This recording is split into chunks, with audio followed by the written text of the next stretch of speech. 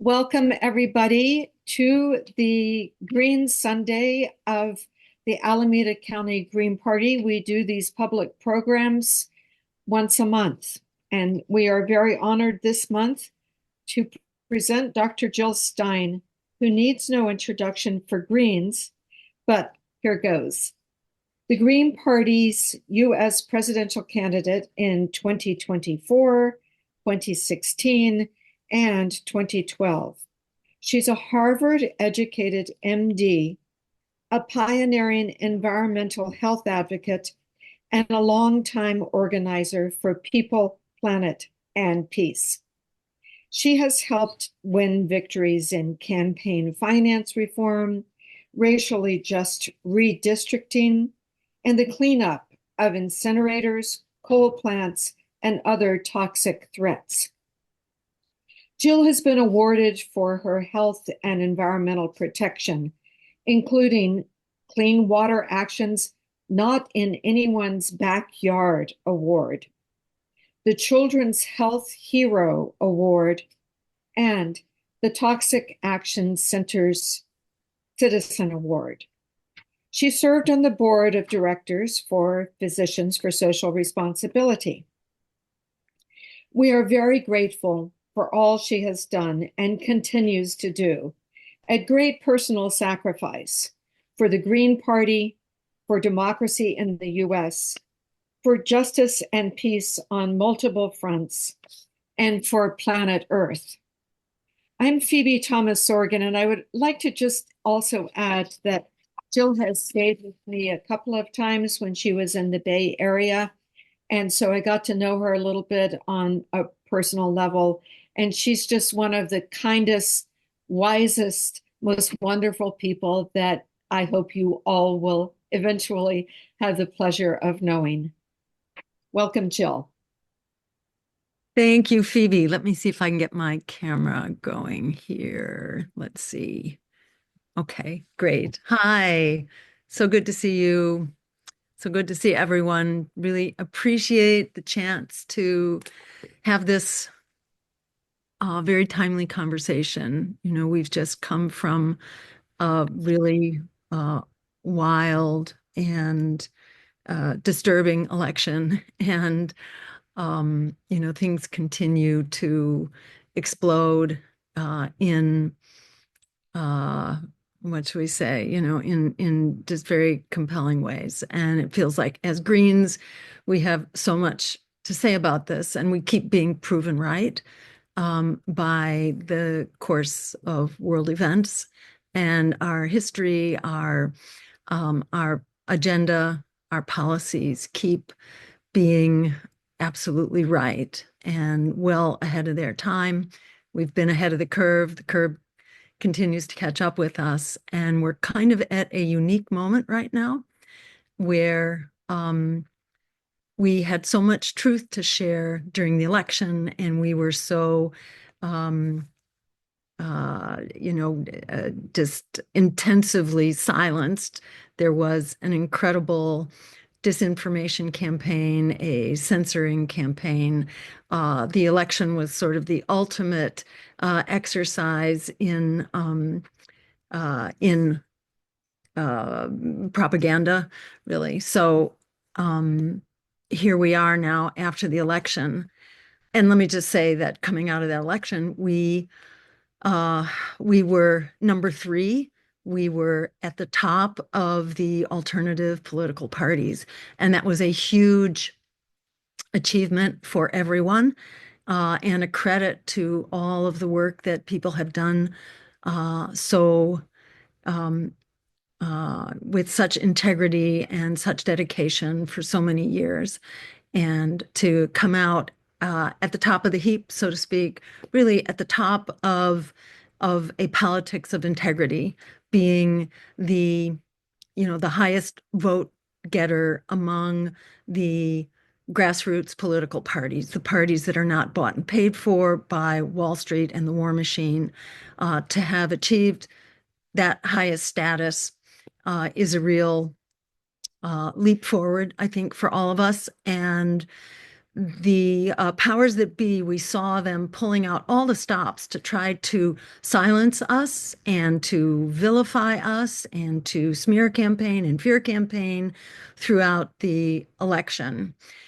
It was, we saw the Democrats hiring their army of lawyers, which they did early in the campaign for the explicit purpose of throwing competitors off the ballot.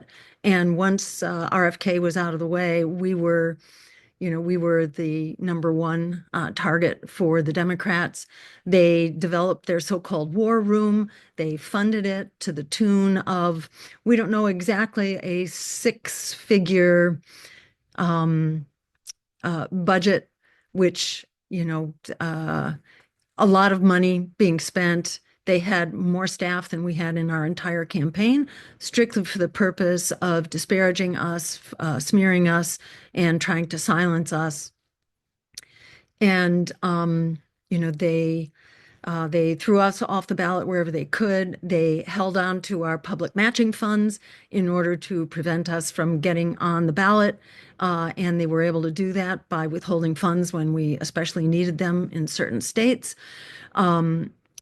And yeah, so, it was just a real show of force by the Democrats that they were running scared like they never have been before. And for the first time, they actually conducted a very high profile public advertising campaign where they took aim at myself, really based on completely ridiculous smears with really nothing, no merit to them and no facts, just really asserting their mythology. So, it was a very kind of watershed campaign for having given such a kind of a run for their money to the Democrats. The Republicans, were not kindly disposed towards us either, but as far as we can tell, they were not spending big money in order to try to tear us down. The Democrats also they publicly advertised for the first time. We were able to identify their efforts to conduct spy campaigns and infiltrate the party and our ballot access drives. So we have evidence of that. We've suspected it's been going on for a long time, but we finally had evidence. This was bought and paid for by the DNC, the Democratic National Committee. So, we now know what they're up to, and I think we can be pretty sure that their efforts to illegally interfere and to basically use fraud and corruption and abuse in order to silence their political competitors. I think we can be pretty sure that that's still going on. And it is a badge of honor that we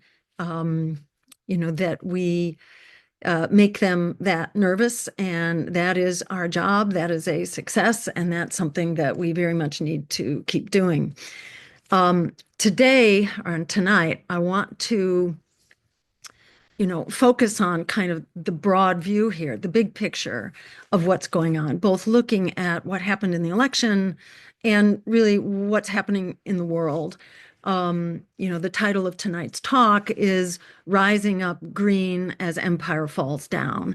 And this is kind of, in a nutshell, what is going on right now. And by empire, of course, I mean the US and its allies, described by Martin Luther King as the greatest purveyor of violence. And that violence, as we know, is not just military, it's also economic, social, racial, ecological, and so on. And that violence and that empire goes hand in hand with oligarchy, with a war on working people here at home, crushing inequality, rising fascism, and so on. And all of this makes this empire extremely unsustainable, unjust, unconscionable. And of course, the genocide going on in Gaza is, I think, sort of a symbol of what is absolutely intolerable and what we are fighting against. Um, the points that I want to make tonight, very simply, and I want to try to leave a lot of time for discussion. The first point is that empire is falling and failing, kind of like a patient in an intensive care unit. This is a multi-system failure, crushing inequality, climate collapse, endless war verging on nuclear, rising fascism, et cetera. It's what we see going on in LA right now, which is so tragic. And my sympathies go out to anyone who's, experiencing the catastrophe of that. This is a catastrophe that's been very long in the making, a catastrophe which is really a symbol of what is wrong with oligarchy and a power structure that is working for the wealthy few, whether that's the real estate industry, the fossil fuel industry, in particular, leading to the crisis in LA and the fires, which have many origins, and we can talk about that more later if we have time. But it certainly is kind of an indicator of how empire is seriously failing, not only the climate crisis, but water mismanagement, um, uh, the power of the real estate industry to build wherever it wants, whatever it wants, the agriculture industry, and the privatization of water, which has also contributed to this crisis. So, LA is sort of the symbol of the moment on our failing empire, but so too, of course, is Gaza and Ukraine and, the recent events in the Middle East, which represented the actions of the U.S. and allies and others, Turkey, the Al-Qaeda derivative, and their power to basically take over Syria and begin to dismantle Syria. And it seriously changes the balance of power, at least for the moment, surrounding Gaza. And there are enormous concerns around that for everyone, including the people of Syria, who, have not had real choices here all along. And in some ways are liberated for the moment to some extent. But what they've been liberated to is hardly a solution and is a very worrisome situation for the people of Syria right now, as well as for the region. So anyhow, the first point being that empire is falling. And we'll come back to kind of the main ways in which it is falling. But the second point is that people are rising in very powerful ways that the powers that be do not want us to know about. So I'm not going to talk a whole lot about the ways that empire is failing right now, because as Greens, we are very familiar with that, and we talk about that all the time. But it's really important, I think, for us to be mindful of the ways in which we, the people, are fighting back, not only here in this country, but around the world. And the balance of power is shifting in a very big way that gives great cause for, I think, not just optimism, but for recognizing that there's a very powerful fight back going on, which we are a part of. And then, the third major point here is that we do have the power. It is essentially a psyop that tells us that we are powerless, that resistance is futile, and this is the message of the Democrats and continues to be that we Greens were so silly and who do we think we are, to have challenged power because everybody's obviously so happy with the condition of their lives and the way that our country and the world is being run, but this is basically the message of the Democrats, that resistance is futile and let's all just, roll over and go back to brunch, even with Trump coming in, or at best, let's go back to the Democratic Party as if they were going to solve this for us. But we hear that message of powerlessness over and over again. And I want to convey some, exciting things that tell us that, in fact, or I should say, that remind us that we actually do have the power. In the words of Alice Walker, the biggest way people give up power is by not knowing we have it to start with. Or in the words of Malcolm X, it's not that we're outnumbered, we're just out-organized.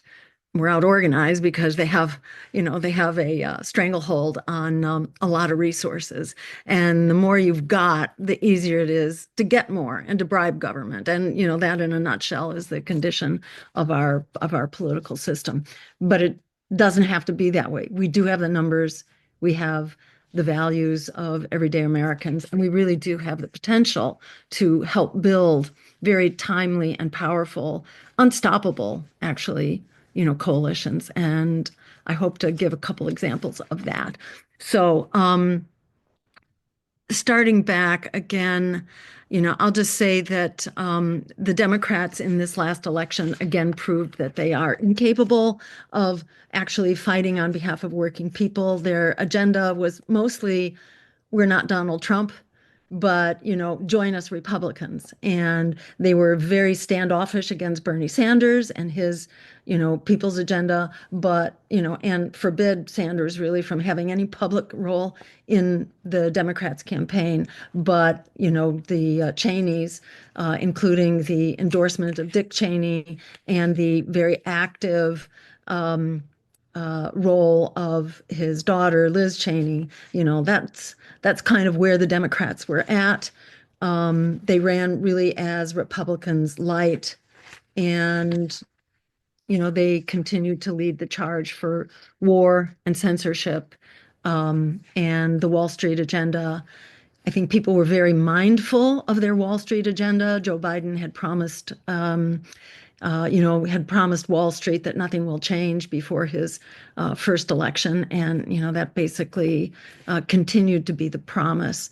And now we're told to think that the American political landscape has shifted to the right. And the Democrats are claiming this, as they adopt more and more Republican policies, for example, on immigration, where they are now all about the wall, all about bashing immigrants and deportations. So, the message out there is that, oh no, things are moving to the right. But actually, that's not true. And statistics show over and over again, the problem here is that the progressive demographic is not voting and is staying home. And that's younger, of color, and lower income. That's who's not voting. And it's over 1 out of 3 eligible voters who didn't vote in this last election. And we saw many of the progressive Democratic of the progressive demographics actually go over and vote for Trump, mainly out of anger against the Democrats. And I heard from Hispanics, for example, that they were voting for Trump until they heard about our campaign. And when I asked, well, why were you voting for Trump? And their answer was because it's Obama and Biden who have, been deporting our families. So in spite of the rhetoric, the reputation of the Democrats in particular is out there as the ones who've betrayed their promises. It's not like the Republicans have a progressive agenda in the least, but they don't make promises to be broken. So it's the Democrats, I think, who tend to incur the wrath of working people. And we've seen working people really shift over to the right, not because they embrace that agenda, but mainly because they're horrified at NAFTA, at the loss of health care, millions of people who were thrown off of Medicaid under Joe Biden, and so on. The Wall Street bailouts, of course, as well. So the Democrats really walk around with carrying a lot of baggage from what they've done. They threw out some 8 or 9 million homeowners while they bailed out Wall Street to the tune of trillions. That was, under Obama in 2008. So again, don't believe what they tell you. And here we are now with everyday Americans really struggling 66% right now are living paycheck to paycheck. Half of Americans are struggling to keep a roof over their heads. At least 40% of Americans say that it's really difficult for them to just meet daily living expenses. And yet, the wealth of billionaires is going off the charts. They and Both parties are squandering over half of our congressional budget on the war machine. And, the numbers being spent now on Ukraine and on Israel are off the charts. I won't talk about ecological collapse because I think as Greens we're pretty well aware of that. But, this is certainly a major way in which empire is failing. Um, and I want to point out that even while, there are setbacks right now in the Middle East, in fact, Israel is barely hanging in there. Its economy is in a shambles. Its army is completely exhausted. Tourism is dead. According to a recent poll, 1 out of every 3 Israelis was planning to leave. Over 60,000 people who evacuated from the north uh, aren't, they can't go back, and they're not going back, even with this alleged ceasefire, which is extremely tenuous at best. And the reputation of Israel, and of course the U.S. along with it, is as, just the war criminals of the world right now. So empire pretends that it's succeeding, but it is definitely not. And while Israel and the U.S. have benefited by essentially overthrowing um, Assad. And that's a complicated story because Assad, clearly did not have much support in the people of Syria. There's enormous opposition against him from people that I know and talk to in the Middle East, and especially from Syria. So, it was a very mixed bag. But in doing that, the Israel and the U.S. appear to have had a great success as far as they're concerned. But what that looks like is very problematic, and it's not clear how long that is going to give a benefit to Israel. The benefit to Israel, obviously, is that the supply lines for the resistance to genocide has really been eviscerated. So it really changes the dynamics right now. It's a very it's a moving target right now, and it's hard to keep up with it day to day, what the latest is. But that's certainly, at the last I've heard, that this appears to be a big setback for the people fighting the genocide and trying to stop the genocide. And one thing I would just say to that is that, remember, at the end of the day, the power is really in our hands as the American public here, more than whatever's going on in Syria or, anywhere else in the Middle East. It is the U.S., which is the driver of the genocide. And in the U.S., we who oppose the genocide are the overwhelming majority. 68%, according to one poll, oppose the genocide, and over 60% want an immediate weapons embargo. So if democracy prevailed, the genocide would be over, and Israel would be forced to abide by international law, which is the only way that this is going to get solved. So it's important, I think, not to surrender to hopelessness here, which is the way this is being framed, but to, instead to really double down on our power, our collective power, through the likes of boycott, divestment, and sanctions. And I want to give a shout out, by the way, to the county council in Alameda County, which recently passed basically a divestment ruling, and they had already divested, I think, from Caterpillar some $12 million, and now they will divest another 20 million. This stuff adds up. This stuff is very powerful, and there are ways, I think, that we can leverage the majority opinion and the deeply held values of the American people, as well as people around the world, who want to shut down this genocide. And regardless of what what is going on elsewhere in the Middle East, we have the power to stop that. And we have always had that. And they really want to make us forget that. And so, the name of the game here is remembering that we do have the power and, strategizing on how do we assert that power. Um, let's see, a couple words about Ukraine. Just that, you know, Ukraine is also uh, a disaster. And, I think it's widely recognized that Ukraine is very much losing the battle. It's the Ukrainians who themselves are, paying the greatest price, and an entire generation has been lost. And the U.S. is trying to push the draft down into teenage years in order to throw the teenagers into the meat grinder. The people of Ukraine now, by majority, oppose the war and want a negotiated solution as quickly as possible. So if the Ukrainian people had anything to do with this, and if people in the US who really do not support the continuing expenses for Ukraine, and it is somewhere around $180 million that have been spent.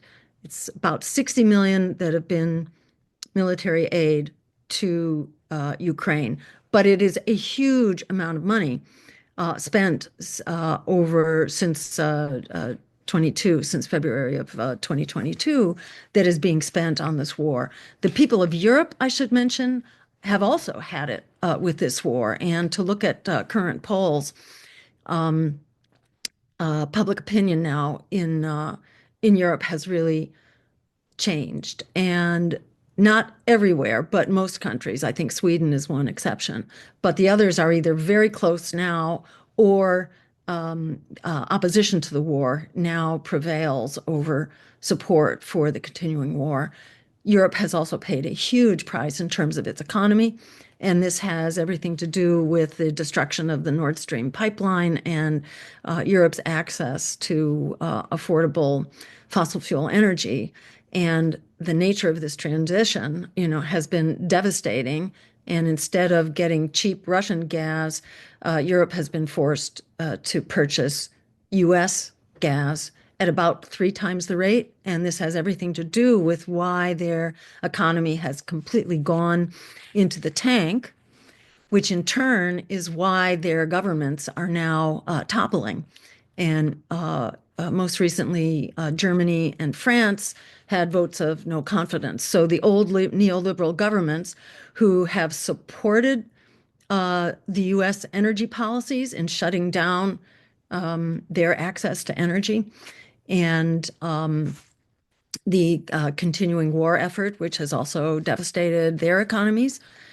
So all of this is really contributing to a real shift in the global balance of power. And this is another way in which empire is now falling and failing, because the old alliances have now become very burdensome and destructive to our old allies. So this too is undergoing change. And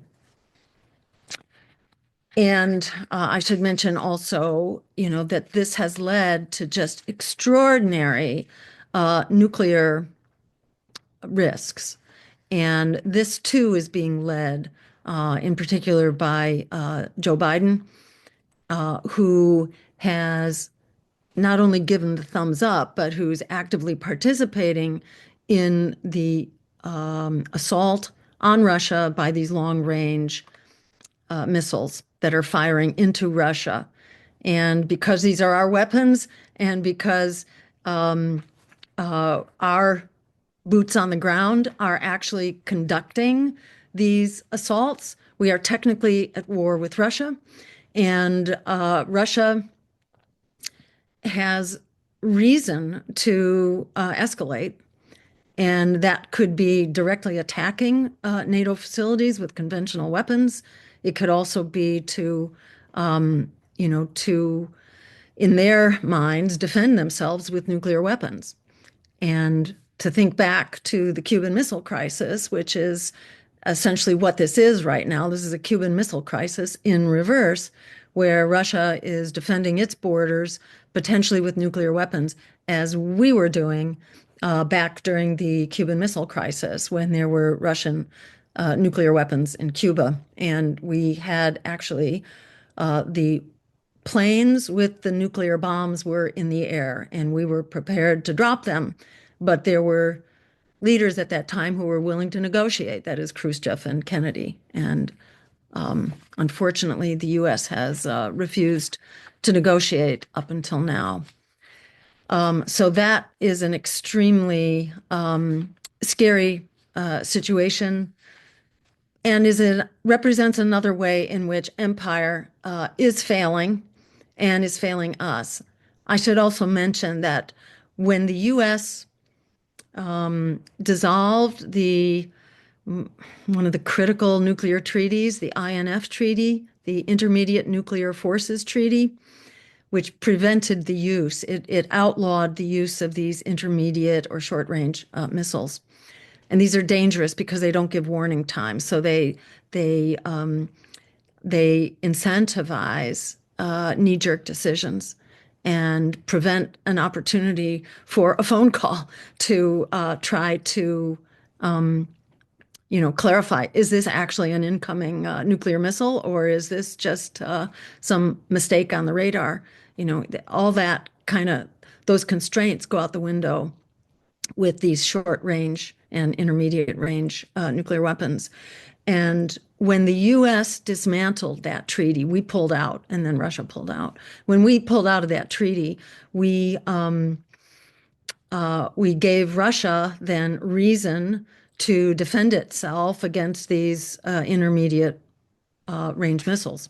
That's when Russia went ahead to develop the Oreshnik missile, and I don't know if people are familiar with that. That is these are this whole new class of hypersonic missiles, which go way faster than anything that we have. These missiles travel at like 1.5 miles per second. So these are just like astoundingly fast missiles. We cannot defend against them. And we do not want to be in the business of confronting Russia now. And we need to prioritize not only restoring nuclear treaties, but also restoring diplomacy rather than kind of the bully in the schoolyard approach to international relations, which has been the mode of operating for both Democrats and Republicans. So this is all to say, again, empire is failing us. It's not only failing us, but it's putting us in the target hairs. There's no such thing as a limited nuclear war. There's no such thing as a local nuclear war. Any real exchange of nuclear weapons goes into nuclear winter, which is global. And we die of starvation, to put it simply, in so many words.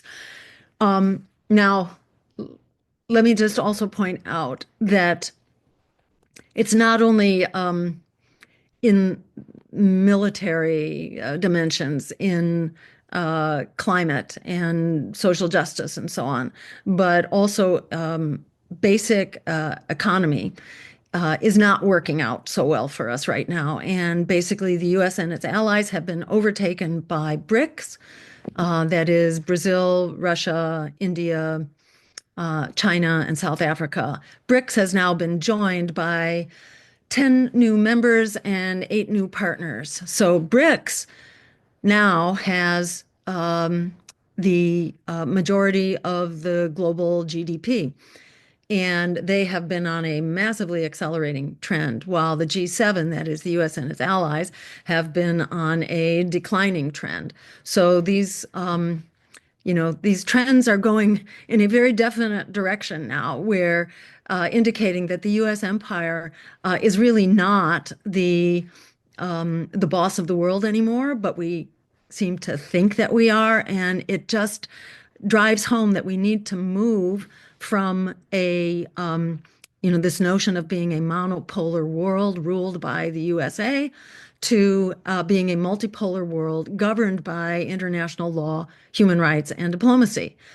We need to go from being the bully in the schoolyard to being an adult in the room with other sovereign nations with whom we have, collegial relations based on, really solid and important values and principles. Let me just say a few words about the fight back here, and the way in which people are rising. So, if our first point was that empire is falling, I want to now get over to the subject of how people are rising, because there is, there is a very important uprising that is in full swing. We're not supposed to know about it. We're not supposed to think about it, and we're not supposed to, be a part of it. So, as I mentioned before, you can look at local things here. So let's just say a few things about local trends, and then we'll talk about global trends.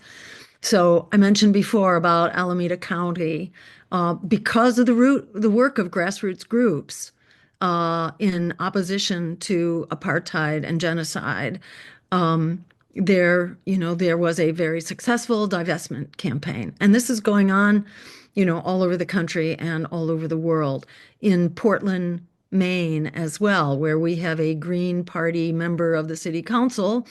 Portland, Maine passed a divestment resolution. So, some city councils are passing ceasefire resolutions, and others are going on to actual divestment resolutions. So, there's very important progress that's being made there. Several California towns are suing their members of Congress for betraying basic tax accountability, for using our tax dollars for genocide, and for failing to support the constraints that Bernie Sanders had demanded. This was going back a month or two, and there were something like 20 senators who voted in support. But that meant, out of 100 senators, many who did not. So, there's a huge amount of work to be done. And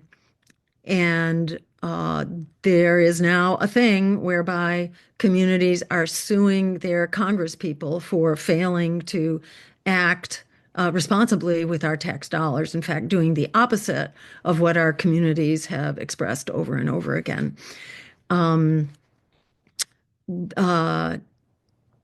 There have been, blockades of weapons manufacturers going on across the country, and, activists who have very courageously been arrested, in order to inconvenience the masters of war.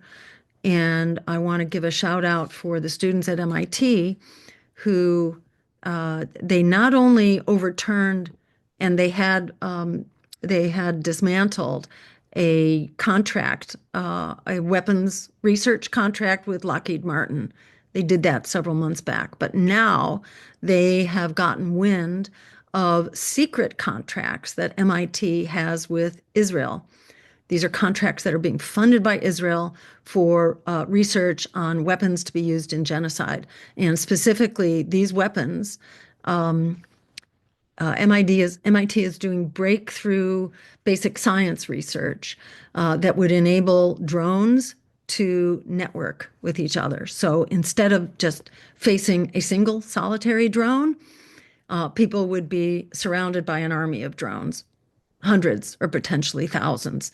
Drones cannot communicate with each other right now, so you can't have a flock of drones. But the research going on at MIT would enable that to happen. It would also enable robots, including the war dogs, which are, robotic dogs that do horrific, things. You could have an army of them too. So the students, and this is largely students for justice in Palestine, who are students, and they, I think, learned about this through other students who were as part of their coursework. were supposed to participate in this research. And so they are really raising the alarm right now. The Electronic Intifada covered this, I think, last week. And I think Chris Hedges interviewed one of these students. And the students are now all being targeted for expulsion by MIT. So we're trying to mobilize to help protect them because they are, doing an incredible service to us all because, the horrific stuff taking place in Gaza is not going to stay in Gaza, So we're not free till Gaza is free. And the abuse and horrific, draconian, Orwellian, dystopian weapons that are being developed against the Palestinian people can be used against any of us. So it's very important that we stop this. And it's so incredibly, just speak so highly of these students that they completely put themselves and their lives and their careers on the line in order to expose this. So hopefully you'll be hearing more about that. I want to mention what happened in Mexico with Morena, the Morena Party, which, first came, they won the presidency in Mexico's last election with AMLO, Andres Manuel Lopez Obrador. He left office.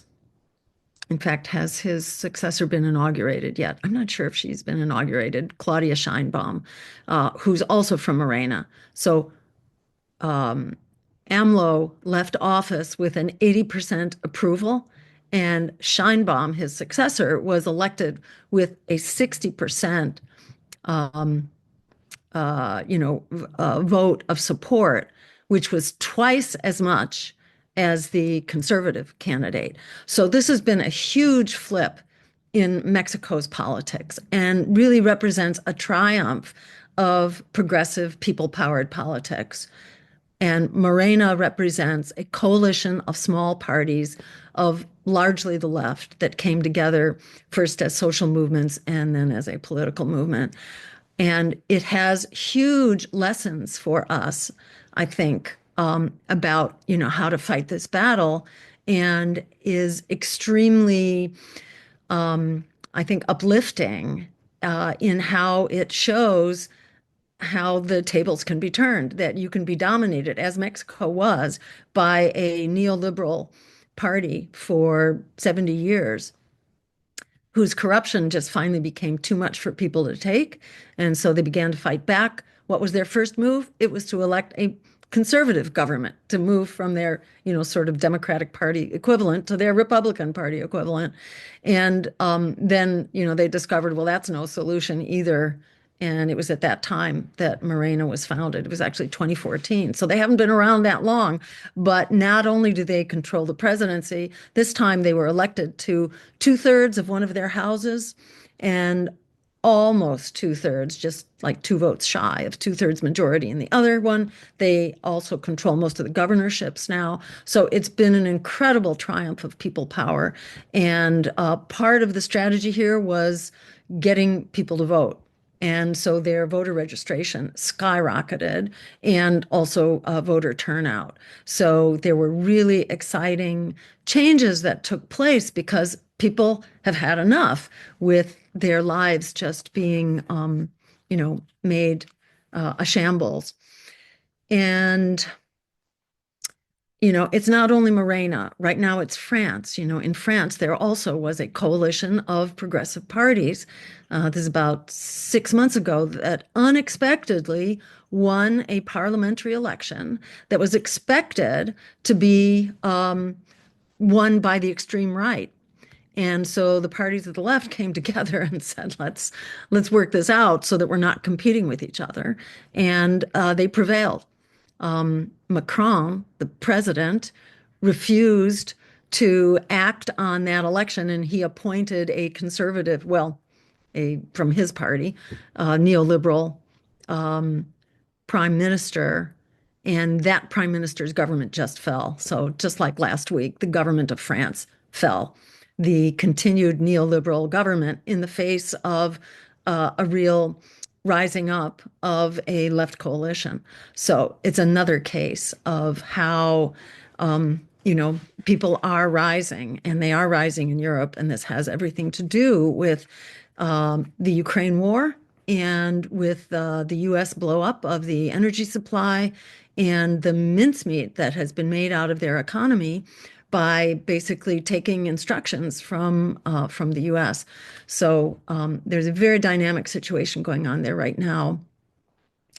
Let's see. Okay, I think I'm going to stop there, basically just to say that, we're in very stormy waters right now, to say the least. And in many ways, empire appears to be stronger than ever. But that is, pretty much a psyop. They are not. Their strength is really paper thin, and their actual support, even in this country where the duopoly, commands the airwaves, but they do not command the hearts and the minds of the American people. And people around the world are rising up to demand that power structures be accountable to everyday people. And there are examples all around us that I think we can take heart and, some learn lessons from to put to work ourselves. And in the meantime, as we continue to be vilified and more often ignored, but occasionally vilified as well, I think it's important to see that for what it is, which is the empire really quaking in its boots as we, the people, stand up and demand the future that we deserve. It's really clear, it's clearer than ever, we're not getting out of here alive, and we're not going to last a whole lot longer at the rate that we're going. So we kind of have no choice. And I just really want to encourage people to operate with the strength of your convictions and the strength of our agenda and our kind of common knowledge and the incredible work that so many people have done to create this infrastructure for the Green Party, which is now the leading people-powered political party that is giving the parties of war on Wall Street a real run for their money. So, the future is ours for the taking. Thank you all so much for your kind attention, and we can open it up to discussion. Thank you so much, Jill, for everything you do and for being here this evening. I'm Justin. I'm a volunteer with the Green Party of Alameda County in California, and I'm just going to help facilitate the discussion. So go ahead and raise your hand and get on stack, and we can take them in the order they come for the most part. And there's a lot of people, so if you could keep your question or comment to about a minute, and we'll see how many we can get through. And I'm going to suggest we take 3 at a time. Let me know if you have any other thought about that, Joe. That's a good idea. Okay, go ahead, Felina, you're up. Dang, I gotta go first. Okay, hold on. Oh, okay. Hi, Jill. Hi, Felina. Hey. So, the buzz right now is TikTok. I know your last post was on the 3rd. Are you planning on doing anything over there on these last days as everyone figure out where they're going to go? And the fact that there's a huge boycott of deleting our social media accounts, which would be hard for a lot of us because it's like, ooh, I'll be losing have to switch admins for a lot of stuff if this massive deletion is going to happen. But it looks like the CEO is like, nope, I'm out. I'm not doing this. So, yeah, what's your take on that? It's really going to hurt our fundraising when it comes to the Palestinians, and that's what's so heartbreaking about it too, because they definitely was getting more reach over at TikTok. So, Yeah, yeah. terrific. Okay. I'll come back to that when we've collected a couple, and thank you for those sentiments. I think you're speaking for all of us here. Thank you, Felina. Right, we got Christopher, followed by Baba. Yes, thank you so much, Dr. Stein, for that inspiring talk. I'm Chris Jewell from Marin County, And I think could you address the need to, you touched on it in your talk, the need to ally with other left-leaning parties and form a sort of a global movement, just like they did in Spain and France. And how are we going to achieve that? Great. Thank you. And Baba, go ahead, unmute. Hi, I'm Baba Kofi Usajana in Santa Clara County, and um, I'm wondering. I took a look at the people who didn't vote. Like 39% of people didn't vote, which is bigger than all the other groupings. And their concerns seem to be mostly about the greedflation and how it's affected grocery prices and other things ancillary like rents. And so I think we should be focusing on price controls, especially with things that people need the most, like food and paying for a roof over their head. So that's my contribution there. How do we do that? Yeah, I really appreciate all of these questions, and each of these points are really important. And each of them, I think, really deserve continuous and ongoing attention from us as the party. So, as someone who's been involved with the party since 2002 was my first run, I have so come to see the answers to these questions as an issue of what kinds of committees are we developing, and then what kinds of programs are we putting together? Because these is just way more than sound bites. And Felina, I have to just fill you in that one of the things that I'm still struggling with is unwinding our campaign. It's not easy to run for president, and especially if you run on public funding, then you have a huge burden after the campaign to jump through lots of hoops with the FEC. And if you miss on any of those hoops, you get huge fines. So I am a bit tied down right now, and I want to give a shout out to a whole bunch of volunteers who are helping us. We have to do this audit, and I see one of them right in front of me, Henry Rose. Big thank you to you. And if anybody else has time on your hands and you know how to work an Excel file, get in touch with me, because we have to get this out of the way so that we can get down to our real work. And we come out of this election with a big head of steam. We could be doing a lot of fundraising right now.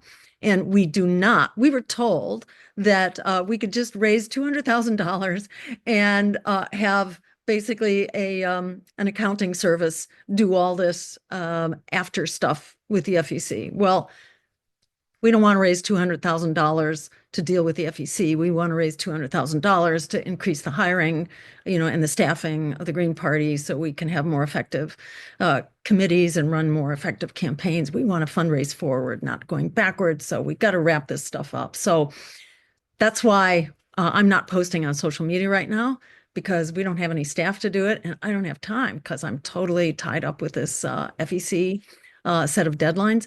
So, everything in that context, we are very much hoping to go full bore, helping the Green Party fundraise and, staff up and help build our committees and, at the national level so that they can provide assistance at the state level, because we need a much bigger presence on social media across the board. Yeah, I mean, for TikTok to be shut down is absolutely horrible. And there's not a quick fix here. Can we all call up our congressional members? Everybody call your Congress member and scream, and send them emails.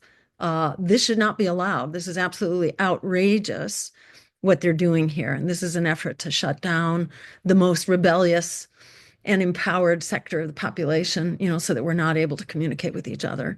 And that's what they're doing. And it does make everything more difficult if they shut down TikTok. So we need to be heard as much as we can. Christopher's question about allying with other parties. Well, after this meeting. I'm going to be meeting with Shama Sawant in follow-up to our work over the election and in anticipation of of a conference. I think it's February 22nd in Seattle. And, there are many of these efforts going on right now for us to come together. There is a coalition in Florida. It's a labor community coalition that's also bringing people together across parties. This is happening all over the place. The Greens have always been involved in this, and we're still at it. So stay tuned and expect to hear more soon. And is it Baba? Do I have your name right? Who was talking about the greedflation. Yeah, absolutely. Price controls, there are many solutions here, and putting a halt on greedflation, which is a big part of this. The fossil fuel dynamics were also part of this, shutting down Russia's fossil fuel supply. We need an emergency Green New Deal so that we can phase out fossil fuels at the same time that we rapidly implement conservation and efficiency measures and ways to conserve on energy. And just thinking out loud here, we need rent control immediately. The things that people are really struggling with, it is food, it's healthcare, and it's housing, especially. And all of those have real solutions. We could move to a Medicare for all system that eliminates the heavy burden on working people and middle class, that basically reduces our costs, and our costs then go through a progressive tax in the tax base. But then people are not paying out of pocket for healthcare. That's what's really devastating everyday people right now. And these are solvable problems. How do we ever get to implementing a solution to any one of them? That all comes back to this overarching solution, which is that we need power. And we have the numbers. This is all about doing that outreach. And you're absolutely right, Baba, and forgive me if I'm not getting your name right, but where you talked about 39% of eligible voters who did not vote. That is exactly where the money is. That's why Morena, the party in Mexico, came into prominence, because they were able to mobilize those voters. And that's exactly what we have to do. In Massachusetts right now, there's been a real sea change, I have to say, from what I'm seeing. Coalitions, or I should say social movements that held us at arm's length, are no longer doing that. So we are now the go-to political vehicle for the reparations coalition, for example. And, likewise for the anti-genocide and pro-Palestinian coalitions right now. They are hungry for the political fight. So we are in a kind of an unprecedented position, in my experience right now, where people don't need to be persuaded that we are the voice of that 39% who's not voting, and arguably a whole lot more. And if you just go to the Breakfast Club, which is like a young Black hip audience. If you go to the Breakfast Club and you look at the interview that Butch Ware and myself did, you'll see the comments. There were 20,000 last time I looked that all said, I wasn't going to vote in this election, but after what I've heard tonight, I'm going out to register green. This is why the Democrats then began to put out their advertising campaign, because they were horrified and terrified that they saw how ready people were to engage. And it's like not rocket science to see how this story could go if we really double down and make this work. And at the end of the day, that means working together in a political vehicle, which is an umbrella, really, of our social movements. And then we link those umbrellas so that we have the wider coalition. And these things are in the works, but we need, we need people power and we need everybody engaged. So I think that gets us through the first three. I'm sorry, not as quick as we need to go, but Okay, great. Next up, we have Bill, followed by Orlando, then Jackie. Go ahead, Bill. Thank you. And thank you, Joe, for being with us tonight. A longtime supporter, and certainly in the most recent campaign, I'm a member of the Alameda County Green County Council. And a couple very quick comments and then a question. One is here in California, we have a difficult situation on the electoral front because of the way things are structured in the primaries. And we're hoping that somehow we can get Butch Ware on the ballot for November. I was on the last Green Party ticket that did run in the November elections in 2010.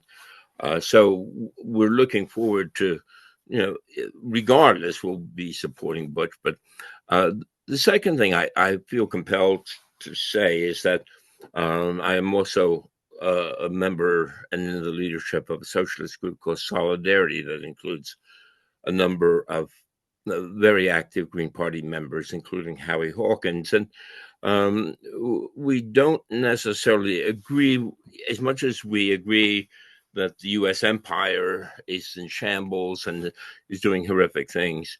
We may not agree completely on how you assess Syria or Russia, but or Ukraine, but I don't want to mainly talk about that. My question is on the coalitional front. How do you envision labor, for example, playing a role in that? yeah. And also, how do these coalitions relate to the already existing networks around immigrant rights, which is going to be a critical area of struggle? I'll stop there. Great. Terrific questions. We'll come back to that shortly. Go ahead, you're up. Orlando Johnson, hey, Geo, Credential Hi, Committee, Orlando. Alameda County Council, long supporter.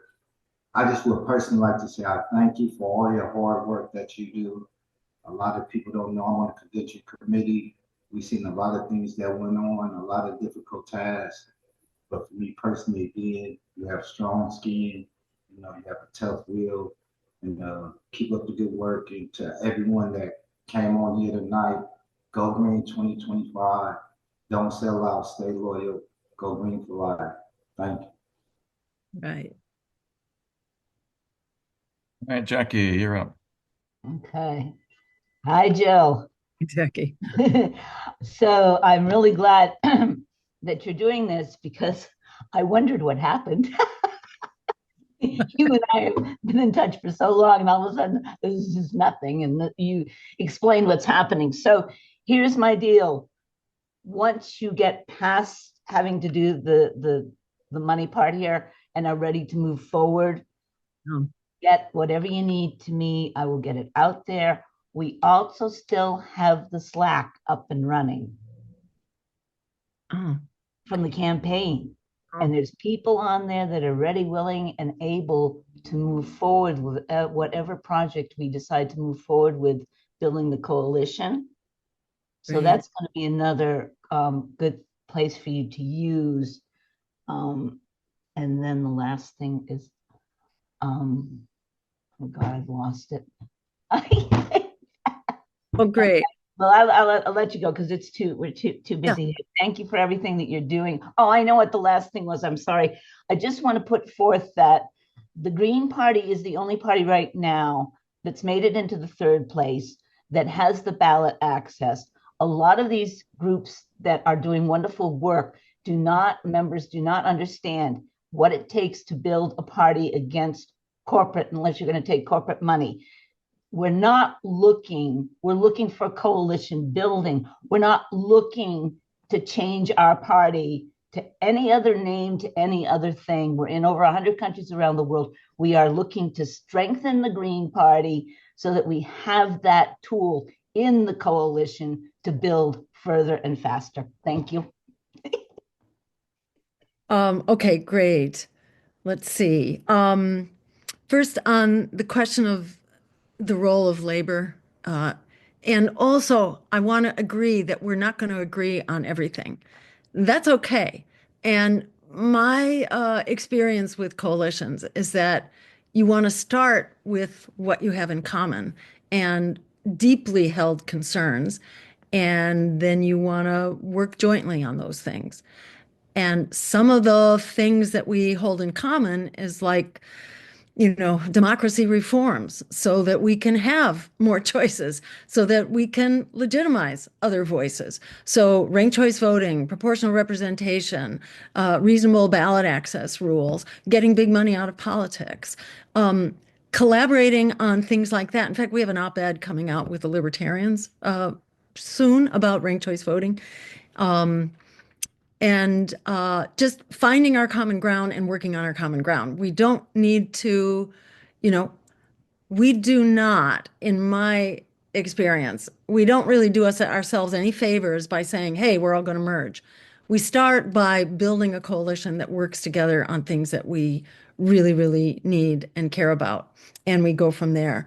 The role of labor is absolutely critical because at the end of the day, in my view, how we get any of the things we're talking about here, where the majority of the American people wants healthcare as a human right. They want to end this, genocidal war. They want to end this military budget that's consuming over half of our discretionary dollars. There's so much that we want to do, but our government won't do it. And there's no way that they will do it until we can change the structure. Labor is really critical for achieving some of these things, like, like a weapons boycott, for example. The American people want a weapons boycott. And if we had, for example, a 1 day sick out, even, doesn't have to be a strike, it could just be a sick out, but a massive economic boycott where we show that we, the people, have some power here and our economy can, can fly or crash based on power that we have. And if we had a large coalition that included students and labor, and especially labor, that's when you really begin to get traction on any, sort of strike or boycott. If you have labor involved, it's transformational. And one of the things that I think really needs to happen in the Green Party, we have GPACs, the Green Party Peace Action Committee. We have an Eco Action Committee. We don't have a Labor Action Committee. I think it's really essential that we do that. And, if there are people out there who want to be a part of creating such a committee, I think we need to do that as quickly as possible because our future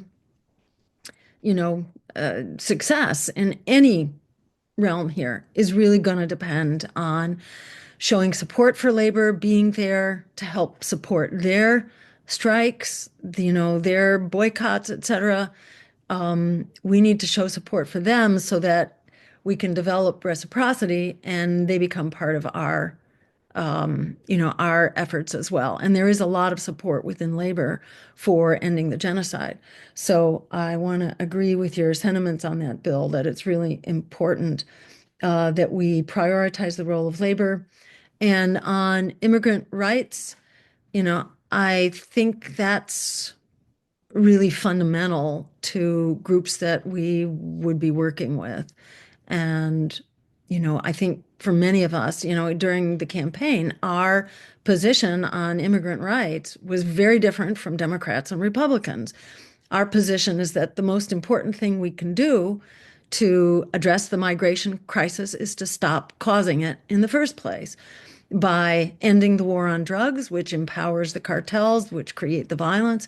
That is by legalizing marijuana for starters, which is a major driver, and economic driver of the cartels. So there is stuff that could happen very quickly. We could end the sanctions, the economic sanctions on Cuba and on Venezuela, and reduce the flight of, of everyday people who are struggling against poverty, who are coming to our shores. Well, it's kind of karma that they're coming to our shores because we're creating the crisis here across the board. And that means to stop destabilizing governments, stop, this neo-colonial, corporate exploitation, and above all, the endless wars and the regime change operations. That's what's generating the migrant crisis. Migrants would rather not leave their homes and their communities and their families. Let's make that possible. And then let's treat those who come here with dignity. And instead of investing in a wall that accomplishes nothing except that it kills more people and destroys wildlife and ecosystems, instead of investing in a wall, we can invest in the civil the civil society, people to the paralegals, the attorneys, and the people doing background checks to ensure that people coming over are legit, and then give people papers so they can go to work. Because when immigrants go to work, they are not a burden, they are a boon to their communities. So this is really quite solvable. And I think we have that in common with most of the groups that we would be collaborating with, against war and genocide and the, stranglehold of Wall Street and all that. So I think that's a natural to be collaborating on immigrant rights. So I think I've covered most of the questions in that last batch. Forgive me if I missed any, but let's go on and keep moving. Thank you for your patience here. Okay. Henry, Leonard, then Mike. Go ahead, Henry. Hi, Jill. Thanks for devoting your life to this. I'm really excited about the lawsuit in California. I wish we could do the same in Massachusetts, specifically CD1. I'd like to sue Richie Neal. Do we have any chance of an attorney who would do pro bono work here? And what can we do to support those MIT students and students in general who are risking their economic future, everything when they protest? Awesome. We'll come back to that. Thank you. Let's see. Who's next? I'm next. I'm Leonard. Okay, great. Phoebe was so nice to invite me. I'm a European scientist visiting here, and I'm in the European, German Green Party. And I wanted to ask you a question that's important for us. But first of all, I wanted to make a comment. You when you talked about the government in France and Germany failing, you called them in the next sentence old neoliberal governments. In Germany, it was actually a social democratic, party going for democratic socialism, and the Greens were the second one. So I think this was a minor thing. But as a lot of governments are failing in Europe, and it's getting more and more unstable, we have a problem with the rising right wing, and mostly they're also neoliberal parties. How do you tackle the rise of right-wing parties, or what are your strategies on that? Great. Terrific. And Mike, you're up. Thank you. Jill, I might have the wrong premise here, and if I am, I hope you'll straighten me out. But I attended the 2017 national conference of the Green Party, and I heard comments at that 2017 conference that at the end of your campaign in 2016, you developed a lot of infrastructure, but there was no capacity of the Green Party to kind of take that over and use it. And so as a result, a lot was lost. And I think, and I'm worried about that happening right now, that certainly your campaign is better organized than the Green Party national organization. And is there going to be a good transition? Is that the momentum that you've built with your campaign, is that going to be transmitted into the Green Party, or is that again going to be lost like it was in 2017 after your 2016 race?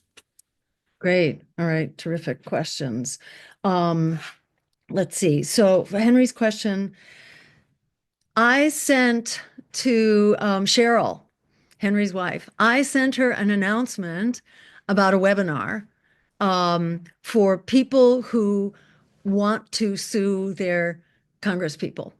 And this webinar, I forget when it was going to happen. It might, yeah, I can't say when it is, and it might already have happened, but even if it did, you can probably get into the video. So there is a whole group that's looking to make this a thing that everybody can do. And one of the things that they address in that webinar, according to the announcement, was how you get a pro bono lawyer, how you get a pro bono lawyer to help you do this.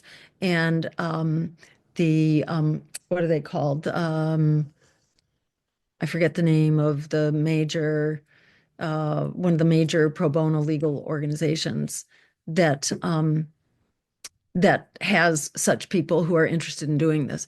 So definitely get Cheryl to look through her email and find that, because that would, I think that would speak to exactly these questions. And yeah, and let's sue the pants off of Richie Neal. And let's challenge him as well. I don't know if we have someone who will challenge him. This is Richie Neal is, what is he? He's like he's like the Democratic ranking member in Ways and Means, I think. And he's a complete, tool of corporations. Awful. He should be voted out for sure. Okay, let's see. And Leonard, yeah, well, my understanding is that the Social Democrats have become neoliberal, neoliberal sellouts in the same way that I must say some of the European Green parties have as well, especially the German Greens, who've been after us and after me for quite some time. And they are one of the reasons why our US party actually left the Global Greens, because the neoliberal sellouts have unfortunately kind of, been leading the charge among some of the European Green parties. There are some very good ones, though, at the same time.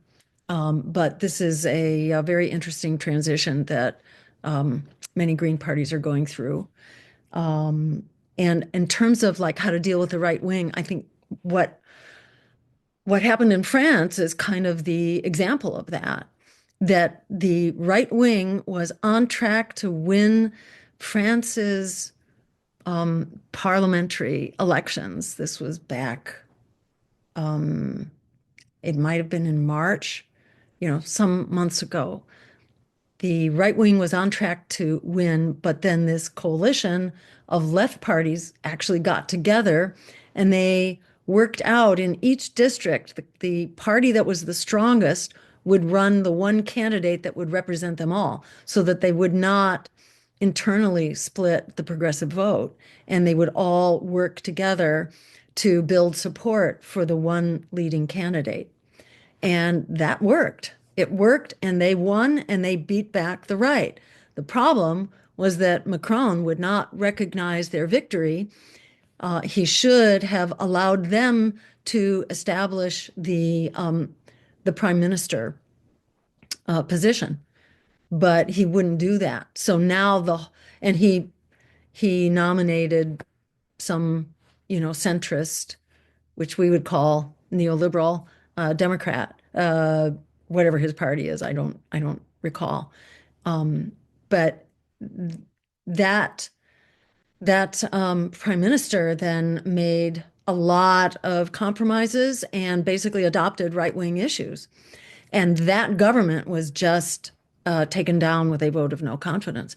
So, the right wing is rising because those who claim to be liberal or progressive are not, like in the US Democratic Party, which pretends to be progressive, but has actually become a tool of Wall Street and the war machine. And that's why we see people shifting to the left, to the right in this country, mainly because they are tearing their hair out at the betrayal of the Democratic Party. So it's not that people are inherently for the right-wing agenda, but it's like the only option that's presented to them to fight against Wall Street. So they go for it. So to my mind, the solution here is a progressive agenda that actually meets people's material needs and for us to work together in coalition with the other parties of the left.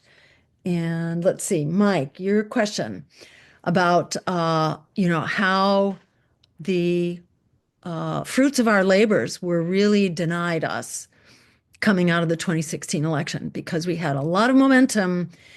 And I don't know if who was around at the time, but I think there was an infiltration thing going on, a little takeover thing within the Green Party. And a whole bunch of people came into the party for whom I was persona non grata. And once I was like prevented from doing anything, they left. They were here for about 2 years and they went into positions of power and then they walked away. I think this happens regularly, and that advertisement that we found that the Democrats made looking for people to infiltrate and to spy on and to sabotage the party. I think this is not like some wild idea. This is what happens all the time to small parties and parties of the left. Look what happened to the Black Panthers, an extremely extreme case of it. This is what is done to parties who challenge the power of empire and Wall Street in politics. We get infiltrated, and so it was hard to fight at the time, but I think we're in a very different place right now. In fact, there was a takeover effort, I'm sure, in Massachusetts. We had a bunch of people who came in during the election, and their cause was a rather fringe candidate who had absolutely no history with the party and who presented a rather bizarro agenda that didn't even represent the party, and they were all about that candidate and trying to get Massachusetts to support that candidate, not myself. And it was, fortunately, our party resisted that. They had people walking into open positions, open officer positions in the party because we are much maligned and hard to fundraise, and we're forever needing people. So we are extremely vulnerable to takeovers. And this typically happens to our candidates who are successful, that we are followed by takeover efforts, and sometimes takeovers actually during the campaigns as well. And I think this happened in Massachusetts. And when they saw that they could not take over and deny me the nomination of the party, they all left. And we just have to be prepared to be thoughtful. I mean, and to have contested elections so that you don't have people walking into open seats of power, open positions of power without having them have to explain themselves and who they are. And, for people to just walk in out of the blue and nobody have any idea who they are, and then suddenly they're running the party. This is not a healthy thing. I know this happened during Nader's race as well, that he had people come in and take over some of the political parties in order to try to deny him the nomination. And then they left. So this certainly goes on. I'm sure it happened in 2017. And this is why, this is why I think it's really important for us to get our FEC filings done and out of the way so we can fundraise now and harness the momentum and work together, because we have, the party in many ways is more functional than it has ever been and is less torn apart by factions which may in fact have been infiltration campaigns. So we're in better position right now to move forward. So if anybody is good working with Excel, we need your help, because we need a lot of volunteers now to try to do these filings and get them over and done with And, we train people, we work together and all that. So there are ways to get this done and to get it done quickly. And then we have a lot going on. And I will say that while I don't have time to be doing social media right now for the most part, but I am continuing to do press and interviews. So we are maintaining, our profile and a voice for the Green Party in the dialogue. I have an interview coming up with Sabs, who's wants to talk about coalition building, in fact, and wants to bring Chris Hedges and a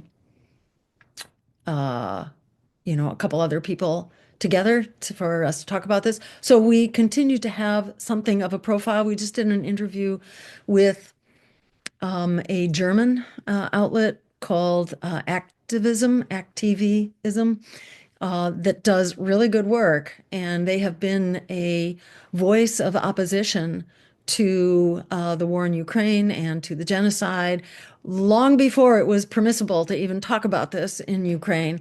I'm sorry, in Germany.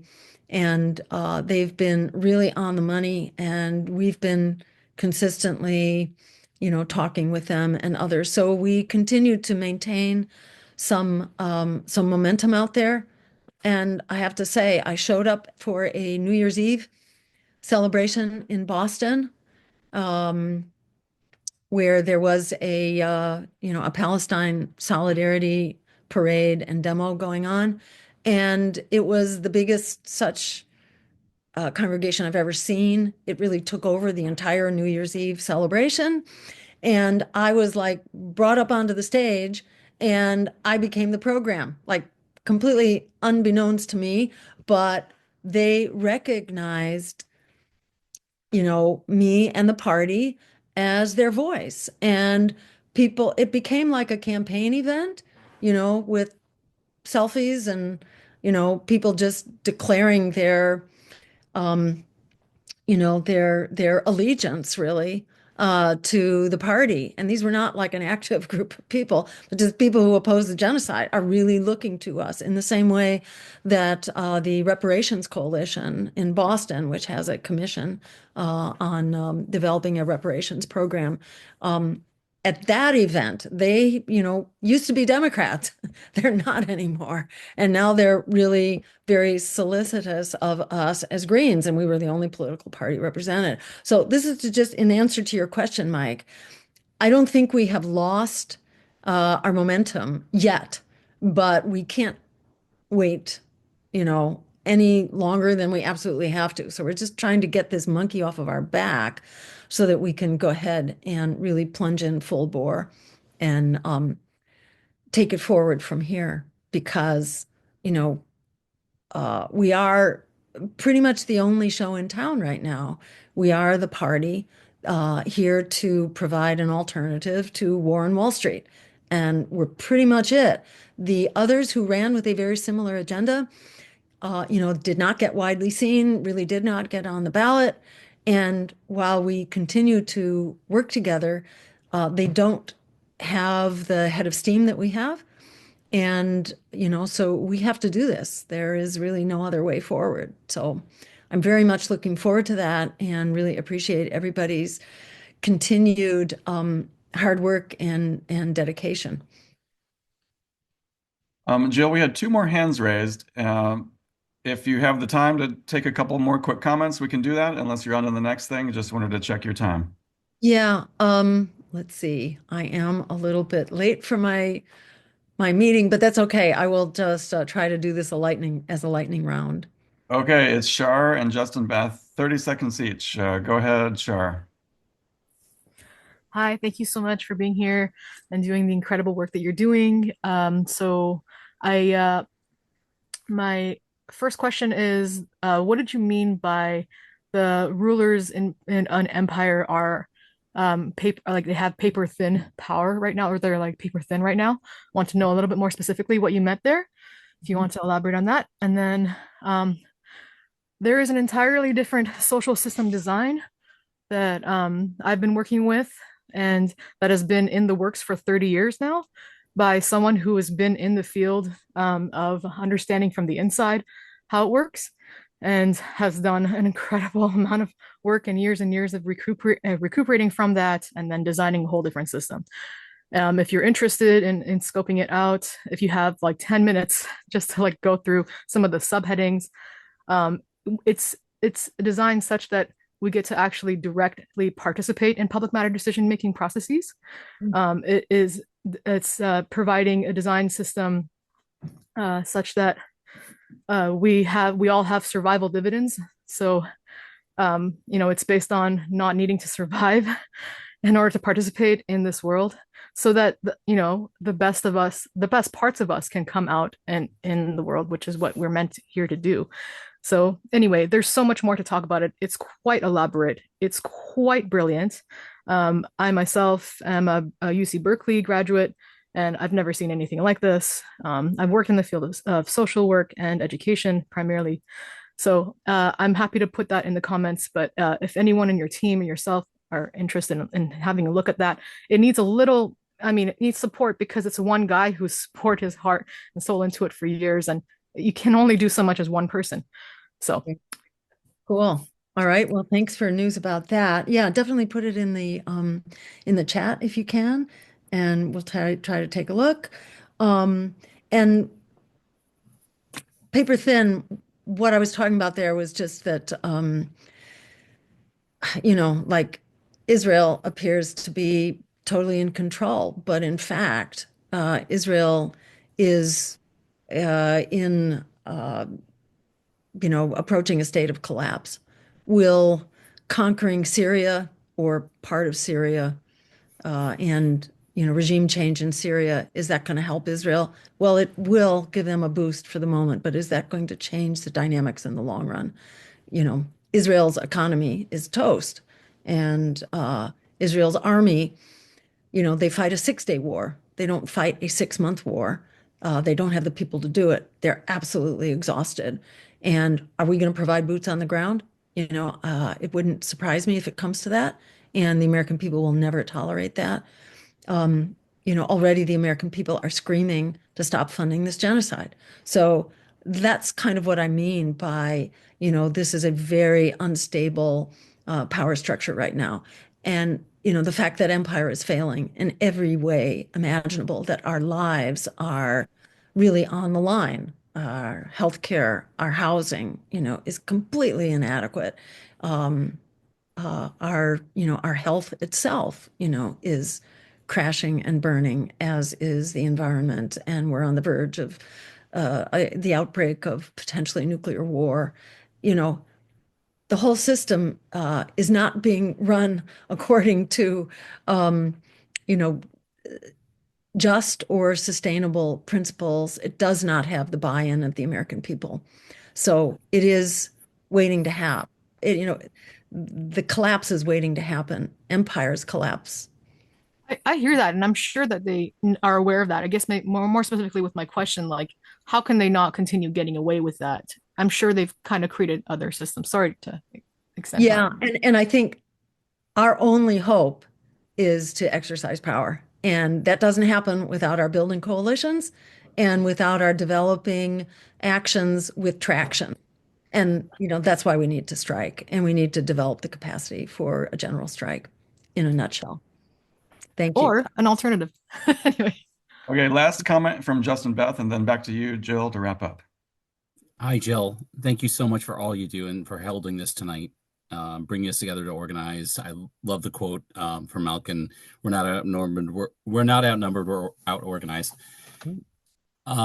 I know that you also were involved with Doctors Against Genocide around Christmas time to get that message out about the hospital in Gaza there. And I also, I'm looking forward to hopefully seeing you out in Seattle on the 22nd with Worker Strike Back. And I hope we have a large screen party showing out there. My question is really in regards to congressional campaigns coming up in 2026. I'm with the Green Congressional Campaign Committee, as you well know. I'm hoping that you will be interested in possibly working with some of our candidates. I don't want to put you on the spot and ask you to be a candidate, but I would love to see that too, maybe in 2026. Just throwing it out there. But I think your guidance and your leadership would go a long way to really forming a solid block of candidates in 2026 for Congress so we can actually vote in people that will vote against these wars and genocide and for Medicare for all. Thank you, Jill, for your time. Great. And I'll just say thank you, Justin, for your time and your work, and supporting candidates is a really important part of the work that we have to do. And, I think having some strong congressional candidates is terrific, as is having candidates for city council or state reps. And we just need to do all those things that a political party does, which is to help challenge power. And to do that, we have to run candidates to do it. And yeah, I think that's a responsibility of people who run for office. You have to help people come up and share what you've learned. And I've had plenty of help myself getting to this point here after 3 races at the national level. So I feel like, why should we all reinvent the wheel? And the party we have to do a much better job, and we need people like you joining our candidate support committees so we can compile this information and help make not only a platform and an agenda, but also what are your talking points, your key talking points, and just, what is the prototype campaign walk card look like, in campaign literature. We should have a library of suggested prototypes and best practices, things like that. That would just make it so much easier. In Rhode Island, the Progressive Democrats got together and they hired one team to help several candidates. There's no reason why we can't do that, why we, don't have a treasurer who can do the treasurer work for several campaigns, and likewise, fundraisers and all that. We should help people, systematize this and, just provide the help of finding staff. It's very hard for us as Greens to find good, experienced staff. And there are ways that we can kind of collectivize this process and make it much more efficient and affordable and successful for all of us.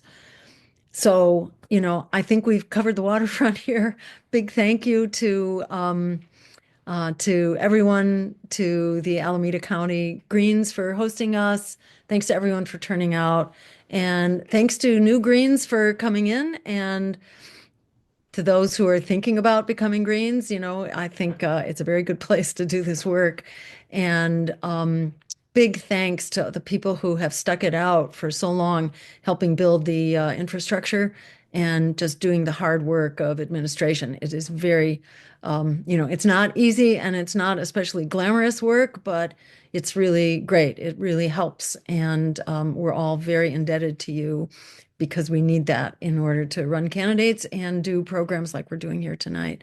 So with that, I'm going to just give everyone a big thank you. And if the Alameda County Greens could copy the comments in the chat, because I didn't have time to read them, and I'd love to be able to take a look. So if Justin, you can Justin Richardson, if you can possibly gather those up before the Zoom gets canceled, that would be great. So otherwise, let's keep fighting. I think things, it's not like things are, we'll put it this way. The change that we offer is more urgently needed than ever. And I think it's actually more possible. And it is a clear, looming possibility that the empire is very afraid of. And everyone should take that as a badge of honor and as encouragement to keep up the fight. Thank you all so much, and see you soon, I hope. Take care.